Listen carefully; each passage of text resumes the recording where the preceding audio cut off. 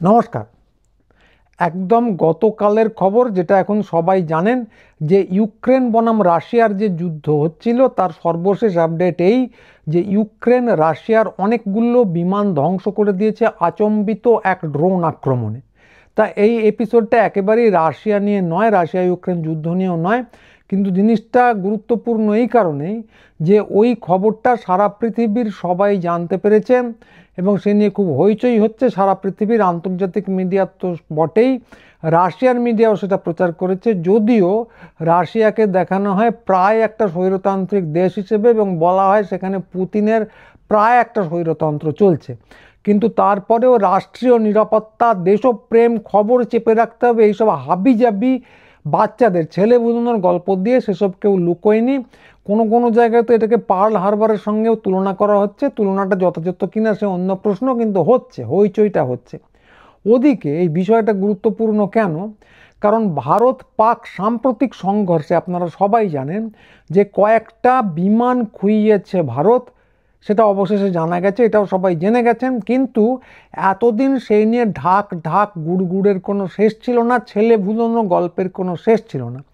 প্রথমে তো ব্যাপারটা একদম চেপে যাওয়ারই চেষ্টা হয়েছিল, তারপর সেনানায়ক সেটাকে এড়িয়ে যান, বিদেশি মিডিয়ায় খবর বেরিয়ে পড়ে, তখন সে নিয়ে খানিক হইচই হয় এবং এই সত্যিটা লেখার জন্য শোনা যাচ্ছে যে কয়েকটা ইউটিউব চ্যানেল ব্লক করে দেওয়া হয়েছে। এমনকি দ্য ওয়্যার বলে যে ইন্ডিপেন্ডেন্ট স্বাধীন সংবাদ মাধ্যমটা আছে, তাদের সম্পাদক অভিযোগ করেছেন যে তাদের একটা খবরও নাকি পুরো ব্লক করে দেওয়া হয়েছে।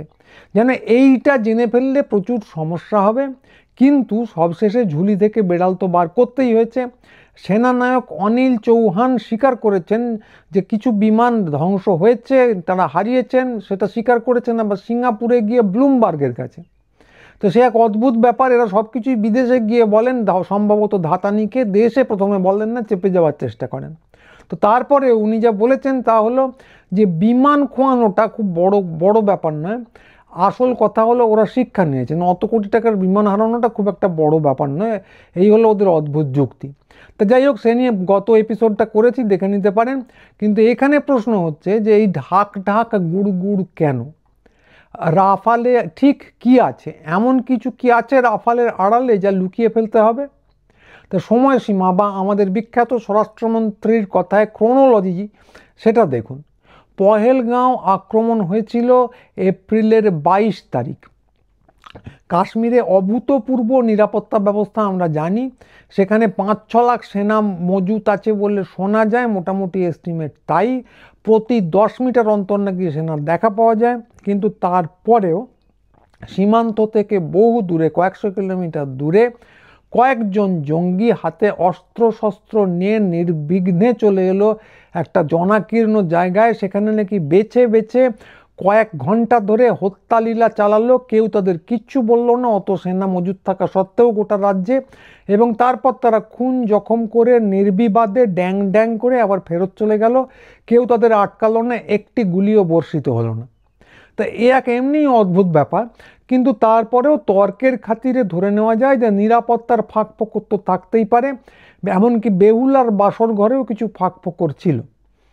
কিন্তু এরকম যদি ফাঁক ফোকর থাকে, তাহলে সাধারণ মানুষ ঠিক কী করে? সাধারণ মানুষের বাড়িতে যদি ডাকাতি হয়, তারা পুলিশে খবর দেয়, পুলিশ এসে ডাকাত ধরার চেষ্টা করে, এবং তারপর পুলিশ যদি দেখেন নিরাপত্তার বিরাট ফাঁক ফোকর ছিল, কোথাও সোর্সের ভিতরেই কোথাও ভূত ছিল, তাহলে সেই ফাঁক ফোকর বোঝানোর চেষ্টা করা হয়। কিন্তু এখানে কি হলো? কিছুই হলো না। 22 তারিখ ঘটেছিল ঘটনাটা, ক্রোনোলজিটা আবার দেখুন। 28 তারিখ, ঠিক 6 দিন পরে আন্তর্জাতিক মিডিয়ায় খবর এলো যে 26টা রাফাল কেনা হচ্ছে, তার দাম হচ্ছে 63,000 কোটি টাকা, অর্থাৎ প্রত্যেকটা পিস 2400 কোটি টাকার কিছু বেশি, মোটামুটি হিসেবে 2,500 কোটি টাকায় ধরে নেওয়া যেতে পারে। তা এই খবরটা তারা উদ্ধৃত করলো ভারত সরকারের কোনো একটা মন্ত্রকের খবর অনুযায়ী, ফলে এটা মিথ্যা হওয়ার সম্ভাবনা নেই। তা প্রশ্ন হলো, প্রথম খটকা যেটা, যে এই রাফালগুলো দিয়ে কি হবে? এই রাফাল দিয়ে কি কাশ্মীরে হত্যাকারীদের খুঁজে বার করা হবে? ঠিক করা হয়েছিল, তাই তড়িঘড়ি করে অর্ডার। তা যদি হয় তাহলে সেটা মশা মারতে কামান দাগার চেয়েও হাস্যকর। কারণ বনে জঙ্গলে আপনি রাফাল নিয়ে উপরে উড়ে উড়ে যাচ্ছেন আর নিচে উগ্রপন্থী খুঁজে বার করার চেষ্টা করছেন, এটা হয় না। আর শহরে তো কোনো কাজেই লাগবে না, ওই গলি ঘুজি ঘিঞ্জি রাস্তা, তার মধ্যে কোন বাড়িতে কোথায় কোন উগ্রপন্থী লুকিয়ে আছে আপনি আকাশ দিয়ে বো বো করে উড়ে গিয়ে তার টিকিটিও সন্ধান করতে পারবেন না, এটা সাধারণ জ্ঞান থেকেই বোঝা যায়। তাহলে কি এটা তো নয়, তাহলে কি এ হতে পারে যে উগ্রপন্থীরা পাকিস্তানে চলে গেছে এবং তারা খোলা আকাশের নিচে দাঁড়িয়ে কোথাও বোম্বিংয়ের জন্য অপেক্ষা করছে যে কখন ভারতবর্ষের সেনারা এসে বোমারু বিমান নিয়ে এসে বোমা মেরে তাদের খুন করে দিয়ে যাবে? অবাস্তব ব্যাপার। কিন্তু যদি তাও হয় সেক্ষেত্রেও কিন্তু এই রাফালগুলো কোনো কাজে লাগবে না, কারণ ওই সংবাদ সূত্র থেকে আবার জানা যাচ্ছে এগুলো ডেলিভারি হবে 2030-এর মধ্যে। ফলে এখন যে দুমদাম করে পাকিস্তানে ঢুকে আপনি বদলা নিয়ে আসবেন সেই কাজেও এগুলো কাজে লাগবে না। তাহলে কেনা হলো কেন? এর কোনো উত্তর নেই, কারণ প্রশ্নটাই করা হয়নি। কারণ এর মধ্যে হই হই করে হয়ে গেল অপারেশন সিঁদুর, এবং তাতে কি হলো সবাই জানেন। গদি মিডিয়া একাই 100 হয়ে পাকিস্তান দখল করে ফেলল। করাচি থেকে বালুচিস্তান পর্যন্ত সমস্ত কিছু দখল, ইসলামাবাদে বিস্ফোরণ হচ্ছে। আজাদ কাশ্মীর তো দখল হয়েই গেছে। অনেকে ভাবলেন যে পরের দিন সকালবেলা উঠে নয়া লাহোরে বাড়ি কিনবেন, এবং পাকিস্তানের সেনানায়কও এই ফাঁকে নাকি পদচ্যুত হয়ে গেলেন, কুটু হয়ে গেল। কিন্তু পরে জানা গেল এর প্রত্যেকটাই গুল। আন্তর্জাতিক ক্ষেত্রে গদি মিডিয়া ভারতবর্ষের সংবাদ মাধ্যমের মুখ সম্পূর্ণ পুড়িয়েছে। এরপরে মুখ পোড়ালো সরকার, যুদ্ধবিরতি একটা ঘোষণা করা হলো, সেটা খুবই ভালো কথা, যুদ্ধ হওয়া কখনোই ভালো জিনিস না। কিন্তু সেটা কে ঘোষণা করলেন? ভারতবর্ষের সার্বভৌমত্বের দাবিকে চুলোয় দিয়ে সেটা ঘোষণা করলেন ডোনাল্ড ট্রাম্প। ফলে আন্তর্জাতিক ক্ষেত্রে ভারত সরকারের মুখ পুড়ল, রাষ্ট্র হিসেবে ভারতের মুখ পুড়ল। ফলে মুখ পোড়ার এরপর আর কোনো জায়গা ছিল না। কিন্তু তারপরেও এদের অভ্যাস যা, এরা সর্বত্র আরও বেশি মুখ পুড়িয়ে ঝামা করে ফেলেন। তো কিন্তু ফলে তারপরে দেশেও মুখ পুড়ল আরেকবার।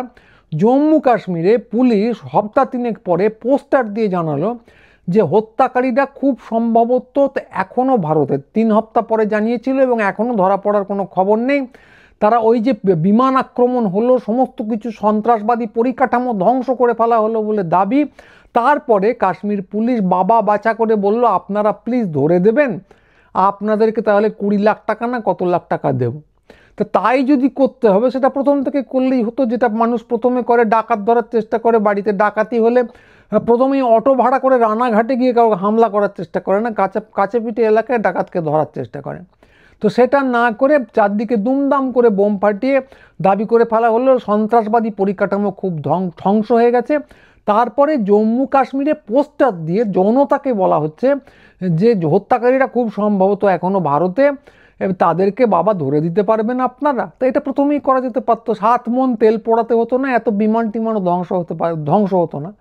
তো তাদের ধরা হয়নি, ধরা যায়নি, মারা তো যায়নি। ফলে এরকম ঘটনা তারা আবার ঘটাতেই পারে। এই যে সিঁদুর নিয়ে নির্বাচনী প্রচারে নেমে পড়া হলো, বলা হচ্ছে যে সিঁদুরের বদলা নাকি নেওয়া হয়েছে। তো হিন্দু রমণী যারা সিঁদুর লাগান, যাদের স্বামীরা মারা গেছেন, তারা যদি এসে জিজ্ঞাসা করেন যে যে যে হত্যাকারীরা আমাদের স্বামীদের এসে মেরে গেল তাদের ধরা হলো না, মারা হলো না, তাহলে সিঁদুরের মূল্য কি করে চোকানো হলো, এবং ভবিষ্যতে তারা যে এই কাণ্ড আবার ঘটাবে না তার কি নিশ্চয়তা, তার কোনো উত্তর নেই। কিন্তু তার কোনো উত্তর দেওয়ার প্রয়োজনীয়তা নেই, কিন্তু প্রশ্নগুলো কেউ করছেন না। কিন্তু যেটা হচ্ছে সেটা হচ্ছে হইচই, গদি মিডিয়া চেঁচাচ্ছে। এই ঘটনা ঘটলে সম্ভবত এবারও যেটা হয়েছে ভবিষ্যতেও সেটাই হবে। এবার আরও কটা নতুন রাফাল কেনা হবে হইচইয়ের সুযোগে। এবং এটা যে একটা রাজনীতির সুযোগ সেটা জানা ছিল। তাহলে এর সঙ্গে যে প্রশ্নটা এসে যায় যে শুধু রাজনীতির সুযোগ নয়, রাজনীতিটা কোথায় ছিল? আপনারা সবাই জানেন যে আমাদের প্রিয় প্রধানমন্ত্রী উনিজি ঘটনা ঘটলো কি ঘটলো না, এমনকি ওই বিখ্যাত হামলার আগে, রাফাল হামলার আগেই চলে গেলেন বিহারে, সেখানে নির্বাচনী প্রচার করলেন। তারপর হামলার পর তো মিলিটারি ইউনিফর্ম পরে গোটা গোবলয় জুড়ে তিনি প্রচারে নেমে পড়লেন, হোর্ডিংয়ে। তো রাজনীতিটা ছিলই, কিন্তু তারপরে এটা কি একটা ব্যবসারও চক্কর, প্রশ্নটা আসে। কারণ এই বিমানগুলোর দাম কিন্তু কম না, 26টার দাম কড়কড়ে 63,000 কোটি টাকা, এবং প্রতি পিস আগেই বললাম প্রায় 2,500 কোটি টাকা। যেটা হচ্ছে সেটা হচ্ছে মাঝে মাঝেই কিন্তু এরকম হামলা চলছে। পুলওয়ামায় হয়েছে, পহেলগামে হয়েছে, কেউ ধরা পড়ছে না। তারপর যেটা হচ্ছে একটা যুদ্ধ ভাব তৈরি করা হচ্ছে, উন্মাদনা তৈরি করা হচ্ছে, গদি মিডিয়া জুড়ে হইচই, ওটাই নাকি দেশপ্রেম, এবং সেই উন্মাদনা তৈরি করে বিমান অস্ত্রশস্ত্র কেনা চলছে বিপুল বিপুল টাকা খরচা করে। ফলে রহস্য একটা আছেই। তো রহস্যটা শুধু যে এখানেই এবং আজকেই শুরু হলো তাও নয়, রহস্যটা আসলে আরও পুরনো, যেটা এই মুহূর্তে আবার খুঁড়ে কিন্তু বেরিয়ে আসছে। তা রহস্যটা কি না, রাফাল এই প্রথম কেনা হলো না, রাফাল এর আগে কেনা হয়েছিল, রাফাল ইউপিএ সরকারও কিনেছিল, বিজেপি সরকার আগেও কিনেছিল।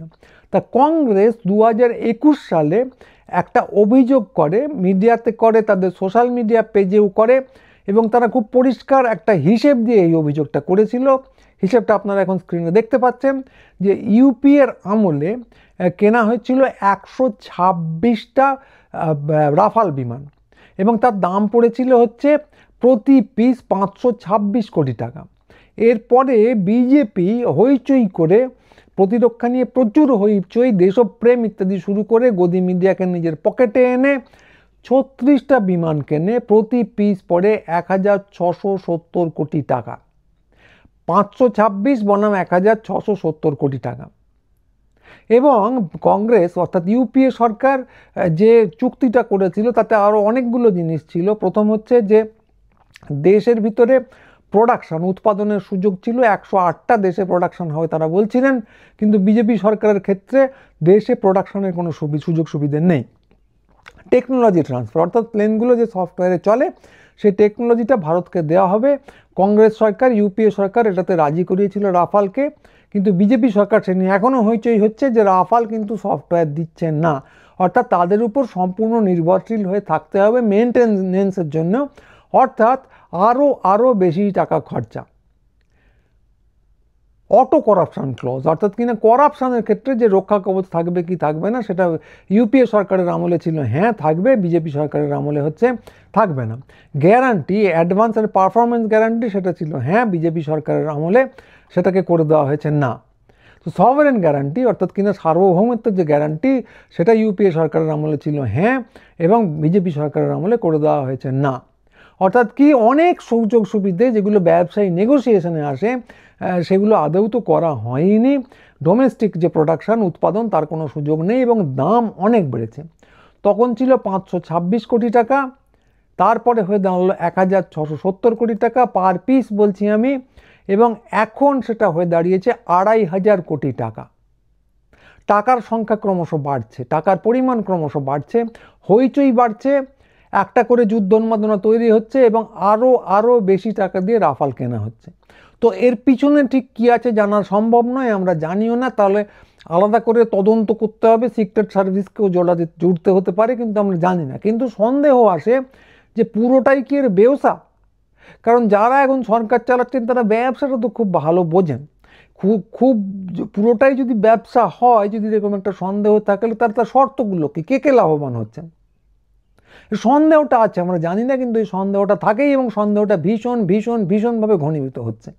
এবং মাথায় রাখতে হবে এই সন্দেহের উপর দাঁড়িয়ে কিন্তু অনেক কিছু হয় পৃথিবীতে, সন্দেহের উপরে দাঁড়িয়েই কিন্তু শেয়ার বাজার পড়ে গেছে।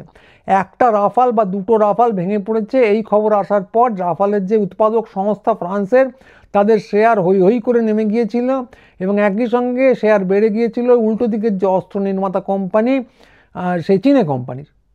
তো শেয়ার হোল্ডার যারা, তারা কিন্তু মুনাফাটা নিজেদের বুঝে নিচ্ছেন, আর একটা দেশের হাজার হাজার কোটি টাকা যে নিরাপত্তা, দেশের নিরাপত্তা, যেগুলো শেয়ারের থেকে, কিছু কিঞ্চিত শেয়ার হোল্ডারের শেয়ারের থেকে অনেক বেশি গুরুত্বপূর্ণ, সেগুলো জলে যাচ্ছে কিনা, এমন কোনো ব্যবসায়িক ট্রানজাকশন হচ্ছে কিনা যেগুলো অত্যন্ত সন্দেহজনক, এবং যেখান থেকে এমন কিছু লোকজন টাকা পয়সা পাচ্ছেন কিনা যাদের টাকা পয়সা পাওয়ার কথা নয়, এই প্রশ্নগুলো কিন্তু তোলা উচিত, তদন্ত হওয়া উচিত। সেটা হবে না, কারণ প্রশ্ন করলে আপনারা জানেন যে দেশ বিরোধী আখ্যা দেওয়া হচ্ছে, গদি মিডিয়ায় হইচই হচ্ছে। আগেই বললাম কিছু ইউটিউব চ্যানেলকে ব্লক করে দেওয়া হয়েছিল, কিছু ইন্ডিপেন্ডেন্ট যে নিউজ সোর্স সেগুলোকে ব্লক করে দেওয়া হয়েছিল, কিছু নিউজ আউটলেট, এগুলো আপনারা জানেন। তো এইটা কিন্তু আরও অধিক প্রশ্ন তুলছে। আগেই বললাম যে রাশিয়ায় এত কিছু হয়ে যাওয়ার পর সেখানে একটা স্বৈরতান্ত্রিক ব্যবস্থা চালু আছে বলা হওয়ার পর সেখানেও কিন্তু এই সমস্ত কিছুকে ব্লক করে দেওয়া হয়নি, প্রশ্ন উঠছে, হই হই হচ্ছে, সমালোচনা হচ্ছে। কিন্তু এখানে দেশের স্বার্থ যেখানে জড়িত সেখানে এই প্রশ্নগুলো তুললেই দেশবিরোধী আখ্যা দেওয়া হচ্ছে, সেটা আরও অনেক বেশি সন্দেহের উদ্রেক করে। এই যে জলের মতো টাকা খরচা করে যেই টাকাগুলো দিয়ে আরও অনেক উন্নয়নমূলক কাজ করা যেত, সেগুলো যে রাফাল এবং অন্যান্য অস্ত্র কেনার জন্য ব্যবহার করা হচ্ছে, তার পিছনে কি এমন কোনো ডিল আছে যেটা চোখের সামনে এলে খুব বিপদ হতে পারে? এ নিয়ে সন্দেহের উদ্রেক হচ্ছে, এ নিয়ে প্রশ্ন তোলা খুব জায়েজ, সঙ্গত। আমরা প্রশ্ন তুলছি, যাকেই ব্লক করে দেওয়া হোক প্রশ্ন কিন্তু উঠবে, মানুষের মনে উঠবে, আমরা তুলব। তো এইটা আজকের প্রশ্ন, কিন্তু যেভাবে ঘটনাবলী এগোচ্ছে ভবিষ্যতে আরও প্রশ্ন দেখা দিতে পারে। তো এই প্রশ্নগুলো যদি জানতে হয় গুরুচণ্ডালী চ্যানেল অতি অবশ্যই সাবস্ক্রাইব করুন, কারণ আমরা থামছি না, আমরা এগুলো প্রশ্নগুলো করেই চলবো। আমরা কটু কথা যেগুলো বাকিরা বলতে চায় না সেগুলো বলবই, কারণ সত্য কথা যেগুলো, সত্য প্রশ্ন যেগুলো, সহজ প্রশ্ন, এইগুলোর প্রতি আমরা দায়বদ্ধ। এবং গদি মিডিয়ার মতো আমরা প্রচার করে চলি না। গদি মিডিয়ার এই মুহূর্তে কোনো ভবিষ্যৎ নেই। ছোট ছোট চ্যানেলগুলো সাবস্ক্রাইব করুন, আমাদের চ্যানেল সাবস্ক্রাইব করুন, এই প্রশ্নগুলো আমরা ক্রমাগত তুলতে থাকবো। তো আজকের এপিসোড এইটুকুই, ভবিষ্যতে খুব তাড়াতাড়ি আবার অন্য এপিসোড নিয়ে সামনে আসবো, কাজে সাবস্ক্রাইবটা অতি অবশ্যই করে রাখুন। আজকের মতো নমস্কার।